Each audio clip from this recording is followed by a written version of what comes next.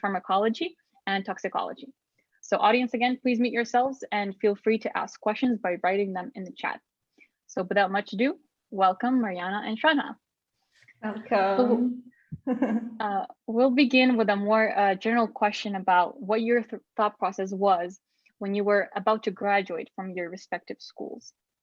So can you take us back to when you were beginning to think about your next career steps? What career paths were you exploring, and what led you to scientific illustration? I don't know who start. I can go first if you want. Yeah, sure.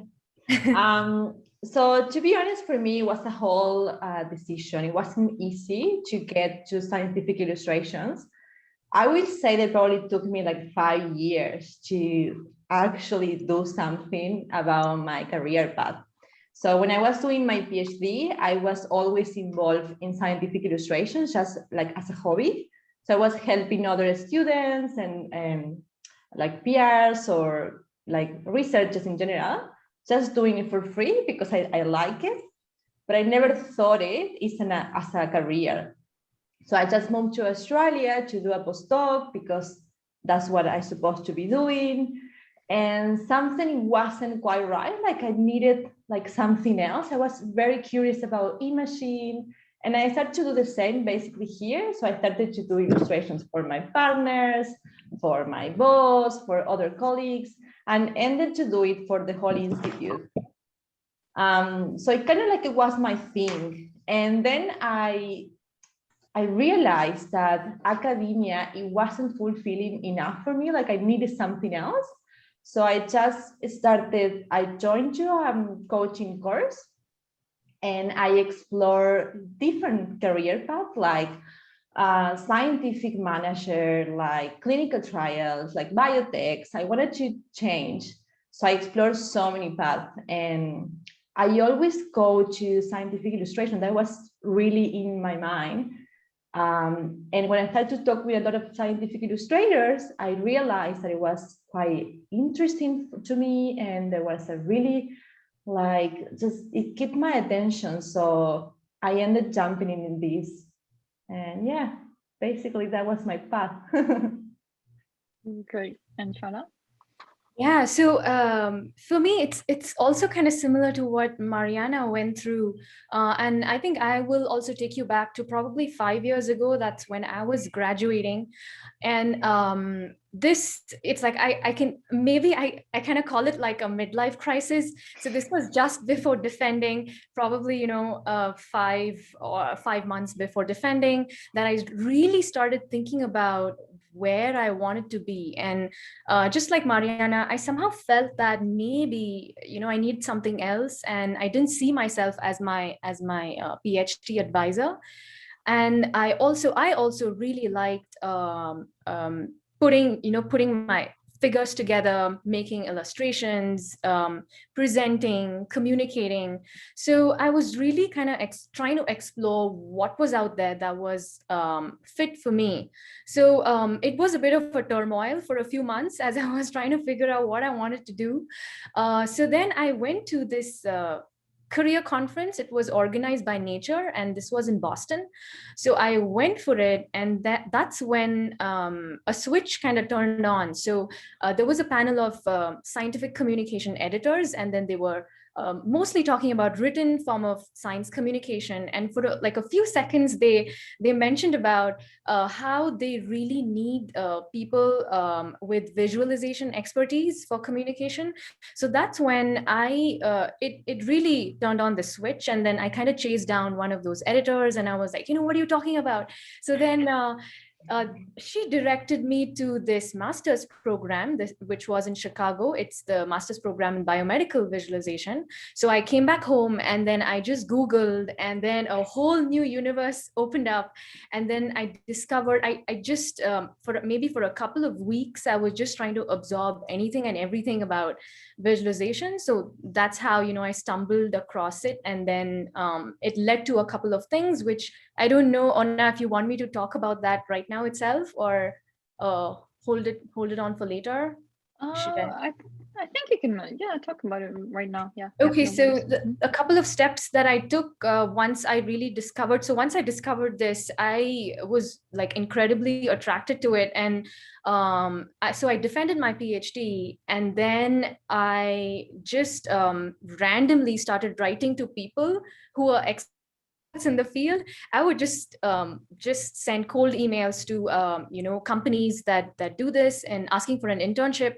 But I was a beginner, and I was an international student as well, so things really did not pan out.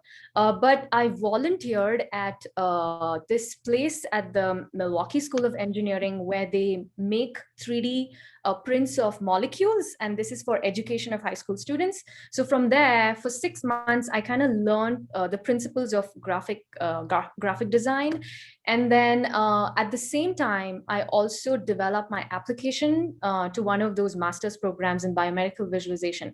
So I was applying to the one in Chicago and to the one in Toronto because they were the best for molecular visualization. So that is what I did. I developed my portfolio. I started interning with this 3D printing place. And then I also started freelancing. So I started talking to scientists that I knew at the Medical College of Wisconsin, if I could make figures and diagrams for them. And that's how I started, getting some practice and getting some exposure. So those are the things that I mostly did. Yeah. Great. That's a very curious career path, huh? You never know. Great. So one of our participants submitted a question whether you had a passion on an underlying hobby for art before you made your career choice. So what sparked this connection between art and science? I think in my case, the way that I understand complex stuff is through imaging. Even from high school, the way I always keep translating information in drawings. That's the way that my brain works. And I did that during the PhD as well. And now when I was working here as a postdoc, and I have supervising some PhD students, the way that I explained them was doing drawings. So it's kind of like my way of thinking, but not necessarily it was like a link to artistic area of my life. I did like just a circle sometimes, like just to explain stuff very easily. So I think that everyone could learn it. Like it's something that you don't need to born with it. But I always was very interested, right, in drawing, and it's very natural for me because it's my way of understanding. So yeah, it was really important for me to actually go and do a master in digital art because I needed to understand art fundamentals. I think that improved a lot my drawings and my illustrations. But again, I think that is something that you can learn. Is if you have to be interested, of course. I was always really interested in like colors, imaging, illustrations, and being in neuroscience with microscopy. So I was really into imaging. But yeah, I had never been an artist before, so. Yeah, so I think it's a little similar to Mariana's. So I did have this design or a visual side to me. I always thought that I had a good visual eye. So when I was a kid, I did do when I say kid, in school, maybe middle school, I did make a lot of paintings, but then I did not really pursue it after a certain point. Because all my attention went towards science, probably after after high school, and maybe even after college. I think in college too, I did a little bit of artwork. But then I did not really focus on it as much. And I also did not really use it as much to explain science as well. Although I did take great interest in presenting my work, but I did not really use it to really understand what I was doing.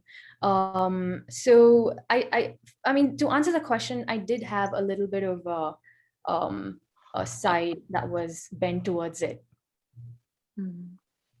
Great. And now, I guess going back to your PhD experience, your PhD training. So how did your PhD training in pharmacology and toxicology for Shraddha, and then chemical science and neuroscience for Mariana, how did that prepare you to transition into scientific illustration? And is there anything you wish you had learned during graduate school that could have helped you during the transition? I think that for me it was essential.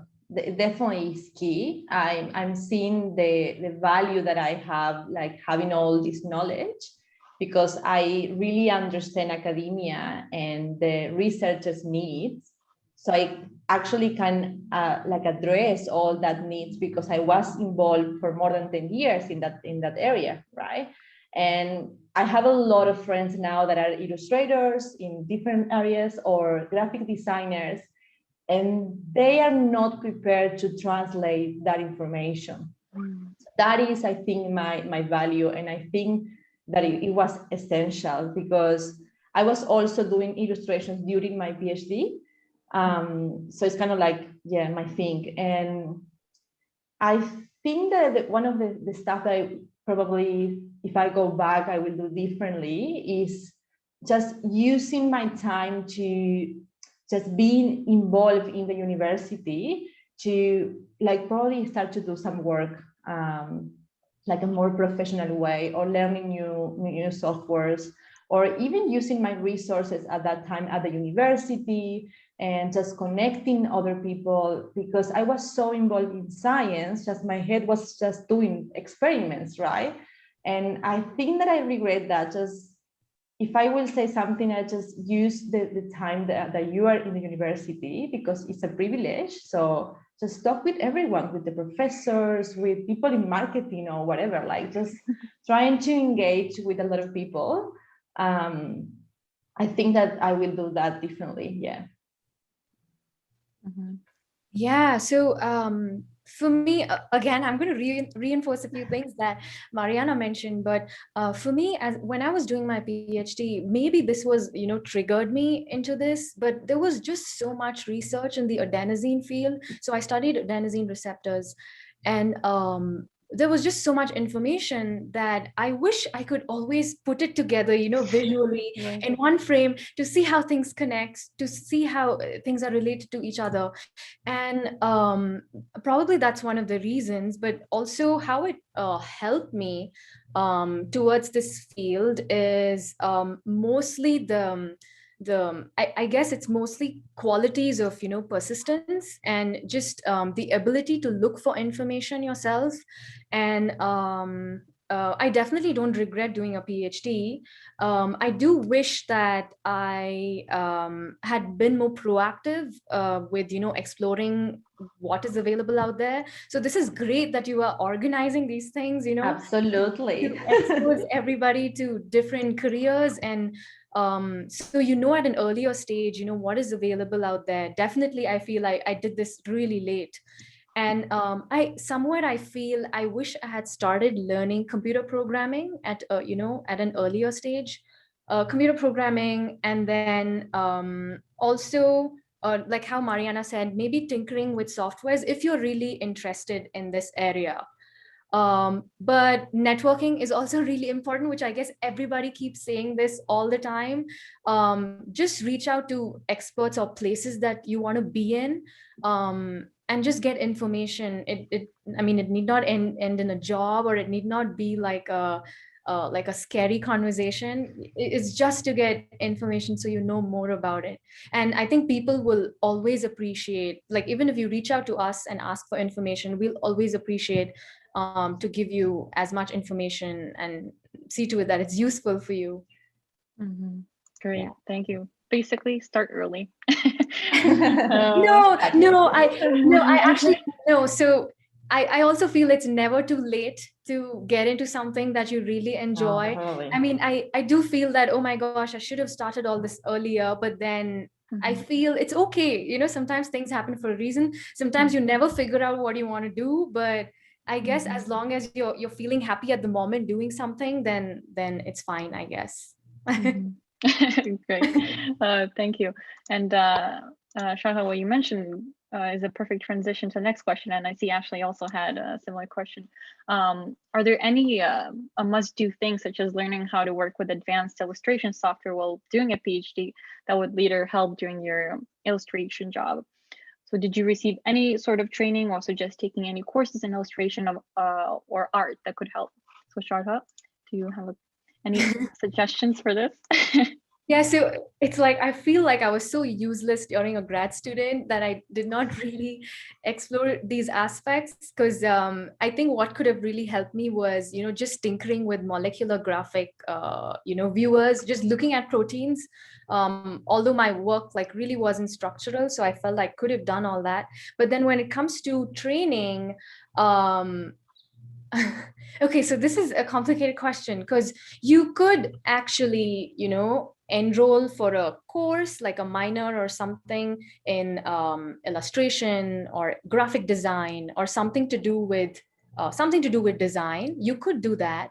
But then for me, what I did was I told myself that, okay, I'm a PhD. I know how to get information. I have access to the internet. So why not just customize my course?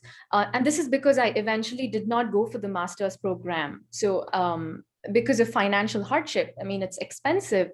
So I decided that I'm going to learn all this myself.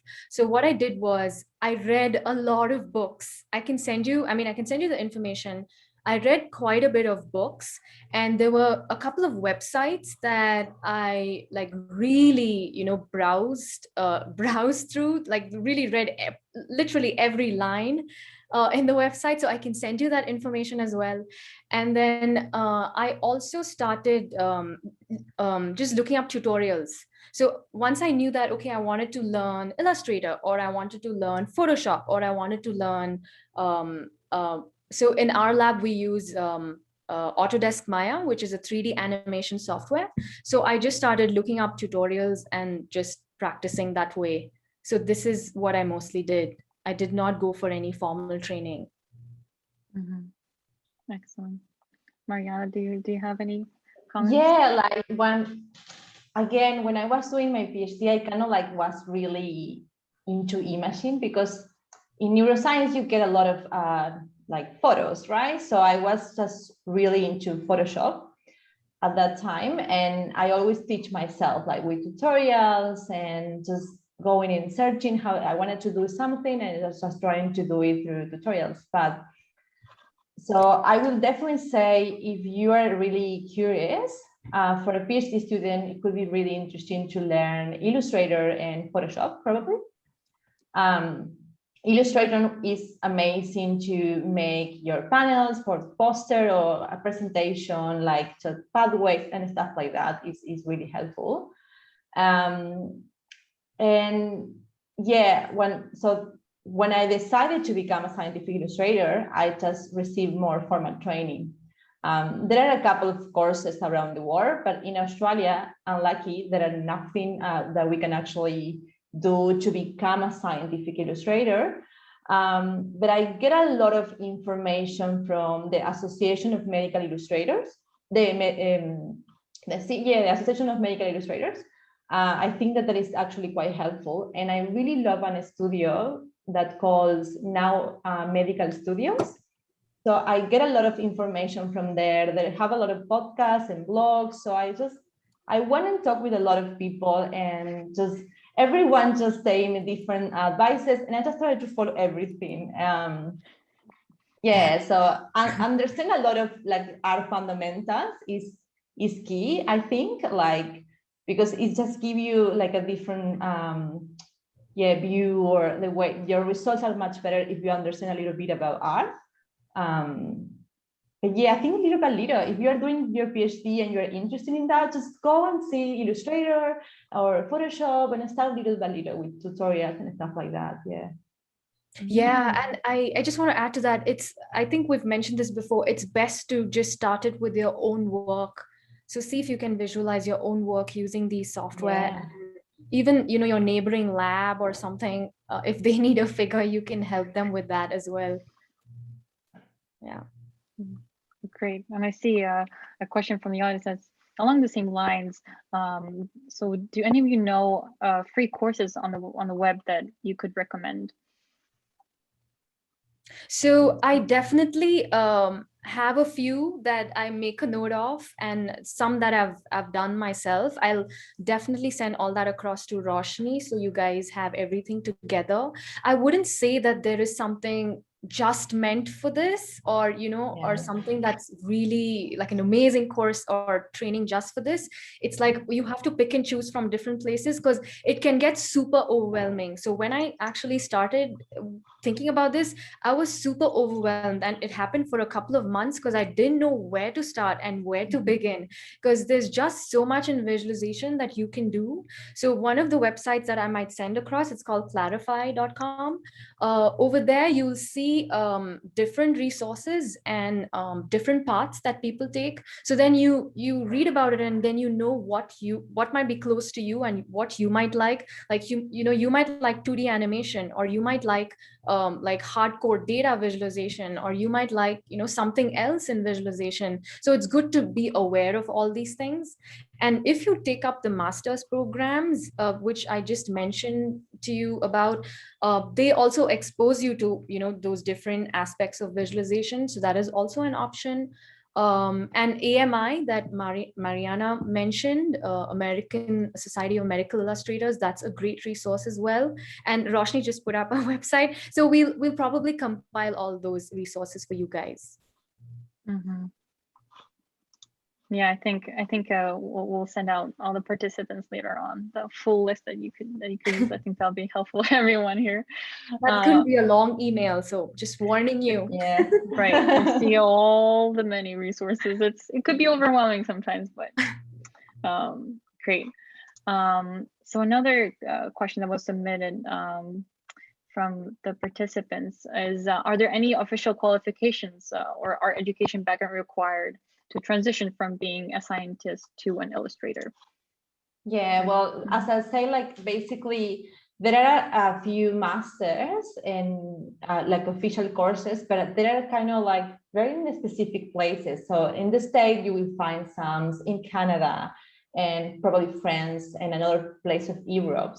So there are not a lot. So if you are like me, that I'm in Australia, that there is nothing like too formal to actually say I am a scientific illustrator, because I did this master. So I kind of like, I was just trying to fill in the gaps. So I have all this knowledge in research and science. So I'm just trying to understand more about software and like art. So I just trying to fill that area that I was kind of like needed to learn.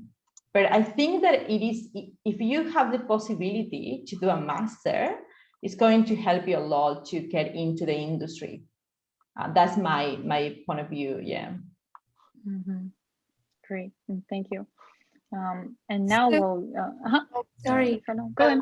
I probably should have mentioned this before, but when you're saying the skills that you might require to to do such a job, and this actually probably my PhD also helped me with it. One thing is really being able to communicate with another scientist, and being doing it in a way that you're able to really get their vision out of them. So sometimes we still struggle, like sometimes just in the beginning or the draft stages, a scientist is not able to communicate all that they want to visualize or all that they want to see in this illustration or an animation. So we go through a lot of back and forth where we show them something and then their mind changes, or they realize something. So that does happen. So I feel if you're good at communicating with a scientist, that's a big an asset. And of course, absolutely, if you're a grad student and you're probably going through grad school and you've been in academia, then you already have an edge, because you understand how the system works, and you're able to even able to apply for grants if that's a necessity.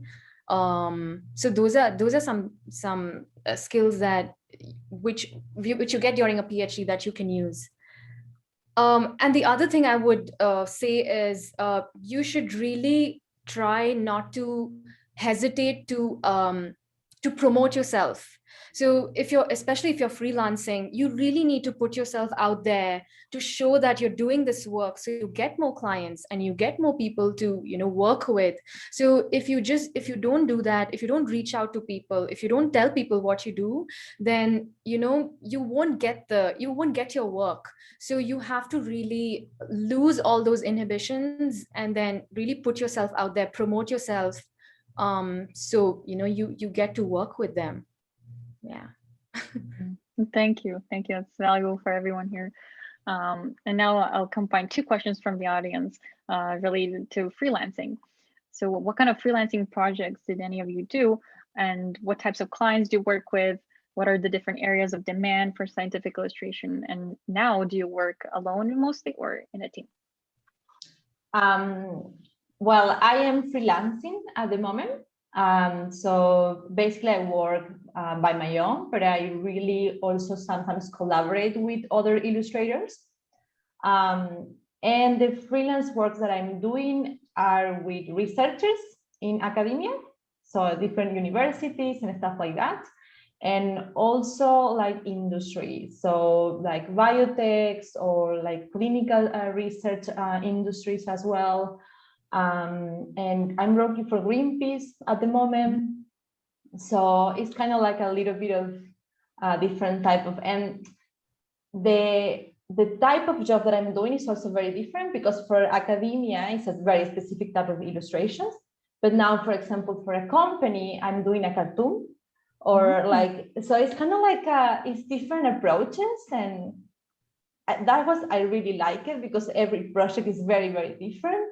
So yeah, that's more or less what I'm doing. Great. Shraddha? Nice. So for me, I think initially when I discovered this field, I started freelancing, and then I did that for 2 years. Now I'm not able to do it because I'm a postdoc on a J1 visa here in the US, and I'm not able to run a business. But what I'd like to tell you was that initially it was really difficult to discipline myself. So, as soon as I got out of grad school, it was very tough for me to follow like a disciplined schedule, because, you have to decide how you need to lay out your day and what you need to do. So initially it was tough. I did not make much money for 2 years. That's also because I was beginning and I was learning stuff. So I did not have that many clients except for scientists that I knew and I reached out to. So that was tough. So there'll be a period when you actually have some projects to do, but then there'll be periods where you just don't have anything to do. So that was tough. But what I'd like to say is I really loved freelancing, because it's like you are your own boss. And if you're able to discipline yourself, and also if you're able to if you don't like interacting that much with people or having a boss, then it's great. Freelancing is like wonderful. It can actually be very satisfying once you reach a level where you have a lot of projects and you can distribute it across, throughout the year and things like that. So that's with freelancing. That was your question, right, Ona? Yeah. Okay. Can I add something to that? Because of I course, that's so related. Like definitely about like, for me, the work balance that I have in academia is so different what I'm having now. Like because I can take my own decisions and where to put my effort, and everything flows like that's wonderful. Like I can just do a lot of stuff in my personal life and work at the same time. So it is so well balanced. I feel extremely happy in the way that I work in, and I kind of like always being like a kind of like really organized. And so I really liked the time management and management in general. So it's kind of like my thing as well. I'm really into like reading a lot about that topic. So definitely you be like really good at management, because and something that I'm still learning, and probably I will be learning for the rest of the time that I've been freelancing, is that about the clients and the business and the marketing. So I'm learning about marketing because I need to promote myself and find more clients. So all that part is completely new, because working as a postdoc, I have no idea about selling or like marketing. So, and I discovered that I kind of like it, like just talking with people, because I really have the motivation of helping.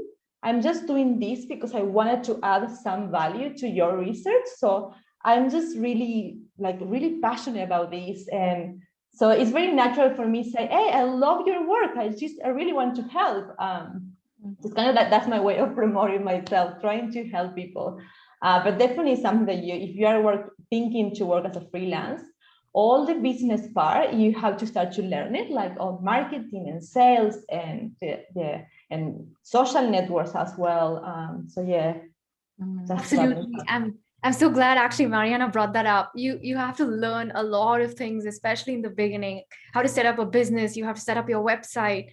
And yeah, it's a big thing, but it's amazing to learn all these things and be able to do all these things. You really feel enriched and like proud of yourself at the end of it.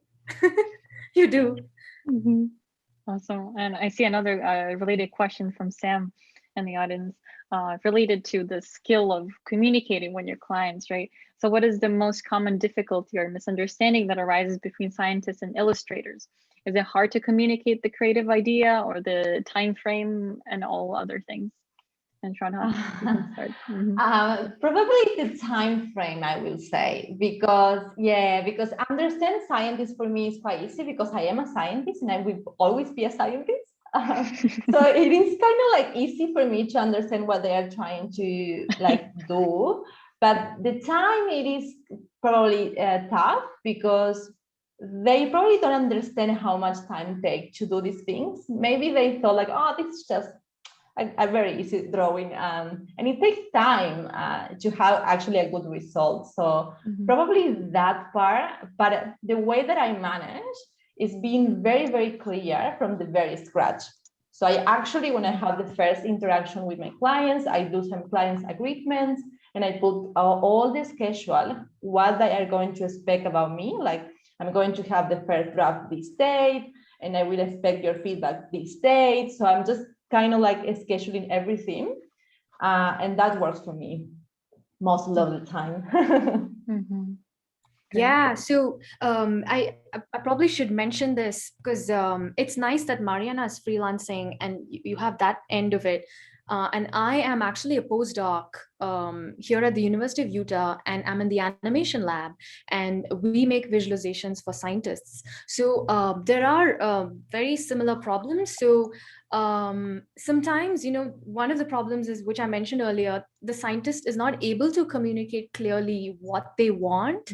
And we slowly discover this along. It's like research actually.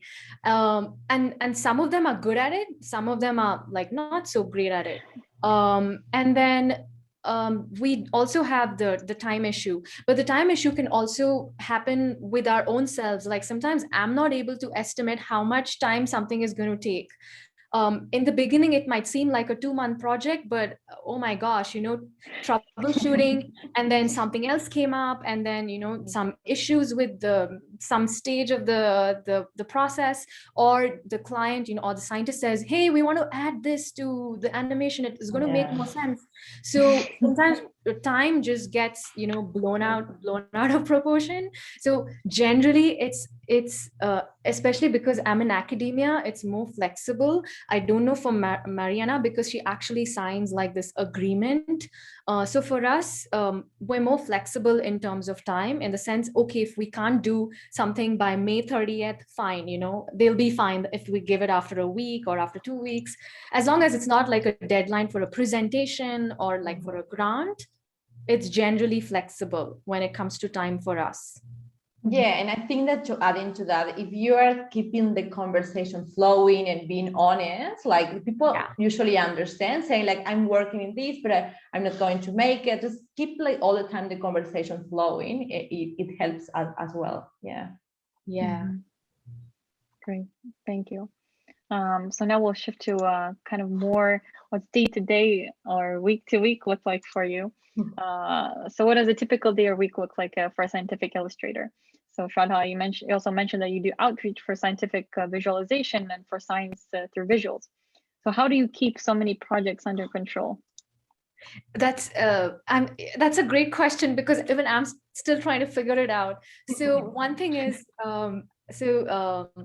Janet is amazing, as you know, as a visualization expert, and I am her first postdoc, and this is the first time she's actually started a lab. So we're kind of experimenting along the way. So it's a very creative postdoc, and I really love it.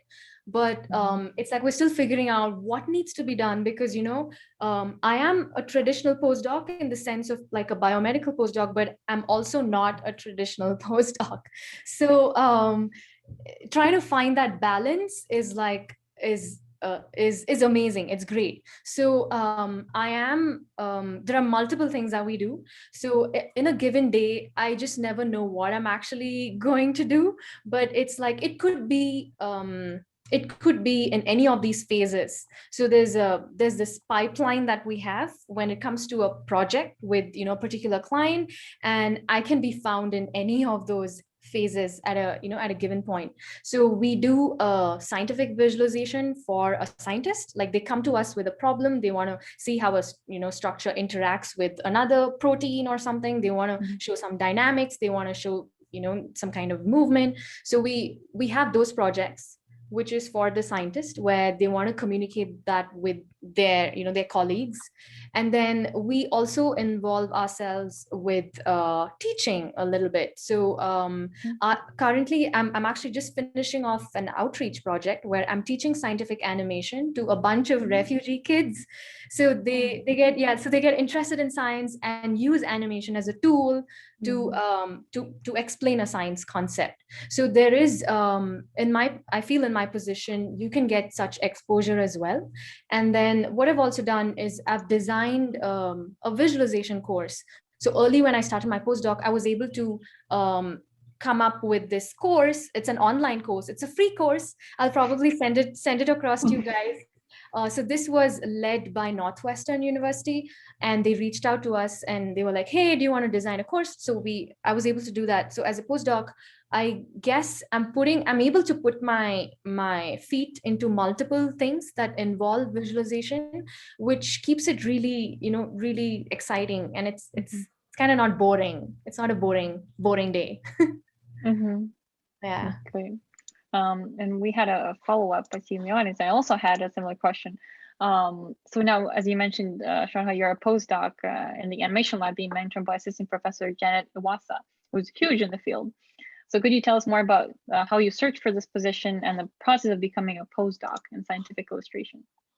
Yeah, so remember I told you a long time ago, I literally reached out to like hundreds of people when I started exploring this field. So that time I did reach out to Janet as well, because when I saw what she was doing, I thought that, oh my gosh, you know, this is probably what I want to do, and this is probably what I want to be. So that time she had responded to me, and she was by herself as a faculty member. Probably she was here in Utah itself, but she hadn't started a lab, so we couldn't do anything about it, and she doesn't remember anything about it when I brought it up with her. So I just got super lucky, because you know, I just thought that, okay, I'm just going to keep training myself freelance and just keep learning. So when the right opportunity comes, then, you know, I'm just ready for it. So what happened was, this was late 2018. I was back home in India. So I freelanced for 1 year in India and 1 year here in the US. I had to go back home because, you know, my visa expired and I had to leave. So back home, it was funny that my sister came home, and then I just wanted to show her Janet's, you know, some HIV visualization. And when I Googled Janet's name, I saw Animation Lab, and I hadn't seen it before. So I clicked on the link and I was like, whoa, okay, you know, when did she start a lab? And then I saw that she was looking for a postdoc.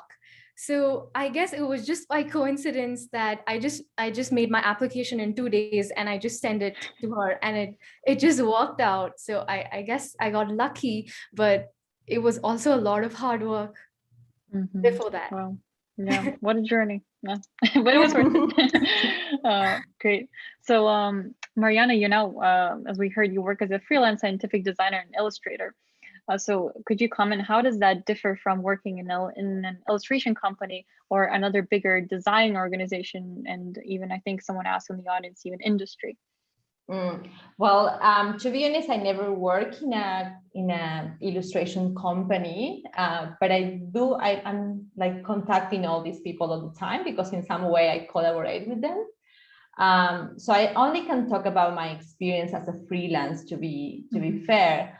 And I think that working as a freelance, we talk a little about time management. You need to be very good at, you need to also be really good at business in some way, like just learning how to promote yourself. I remember to have these conversations with illustrators that work as a freelance as well, saying how complex and hard it is.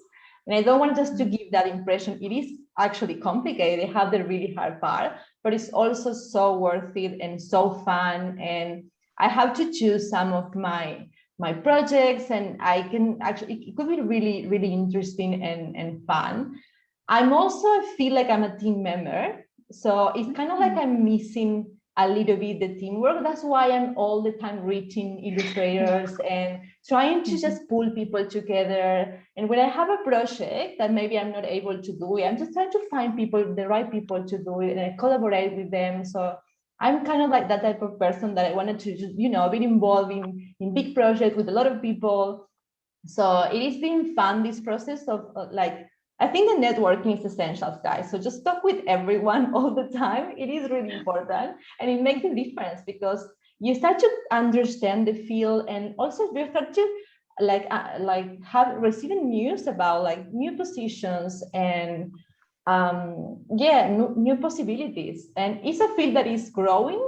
So I definitely feeling that is something that is just going up. So just keep all the time in the loop, just trying to search all the time to be aware of what is happening.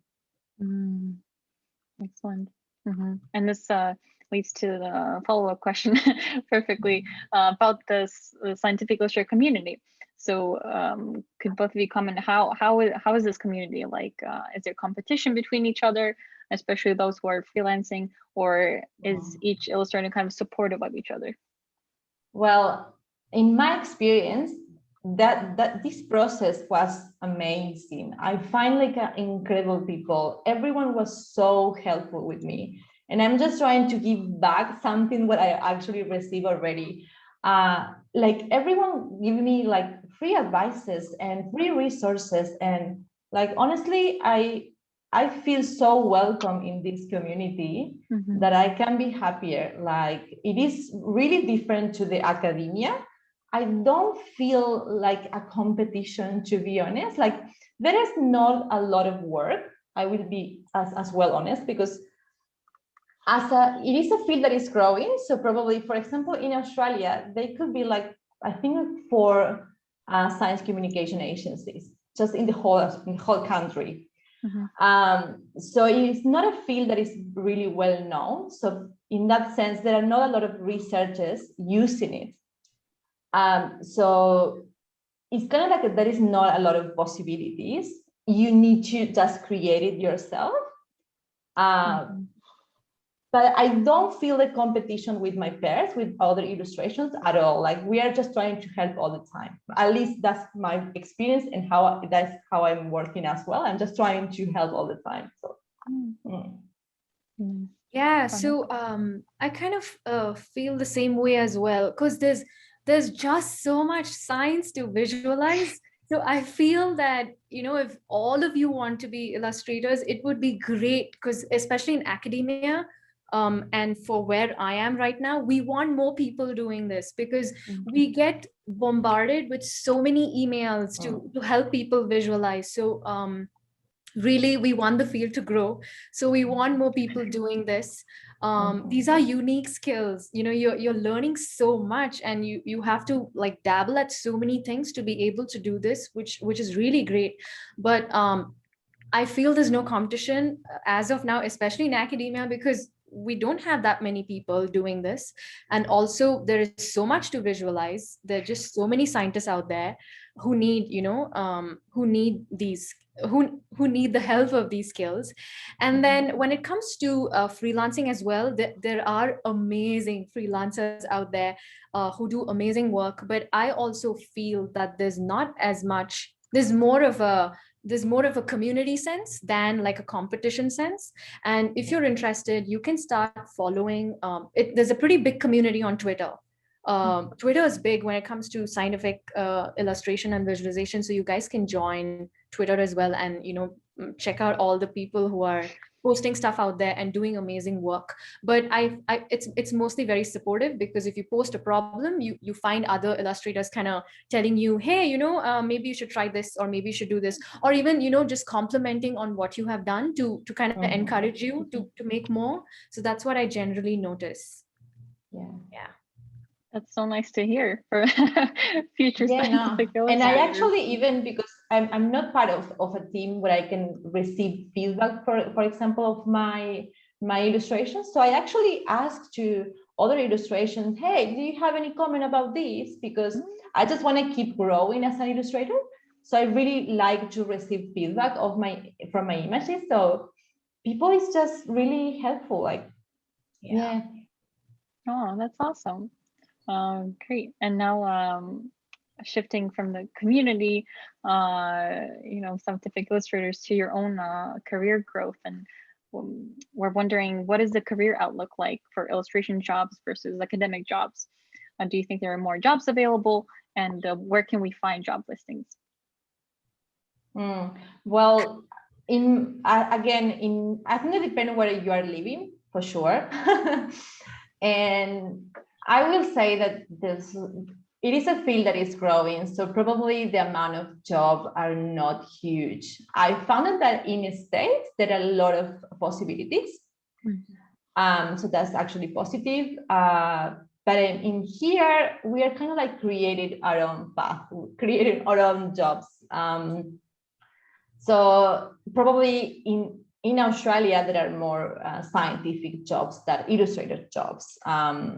Because it is a field that is growing, but I think that that's going to change in the future. I'm just talking with a lot of PhD students here in Australia that are so interested in illustrations and science communication or scientific writing. So there are a lot of stuff happening that is going to be really interesting in a couple of years. So it is the good time to be involved in this, because it is growing. So yeah. Okay. Yeah, so I'll probably have a similar answer, but I feel I don't have the best news for this. I feel it's still bad, like in the sense, in terms of job prospects, especially in academia, it's unheard of, and you don't have that many people helping with visualization. But having said that, it is growing. I feel it's growing. And also, if we have more people doing this, then positions will be created, or positions will probably come up. And like how Mariana said, you have to be creative and persistent to follow this path and create something for yourself.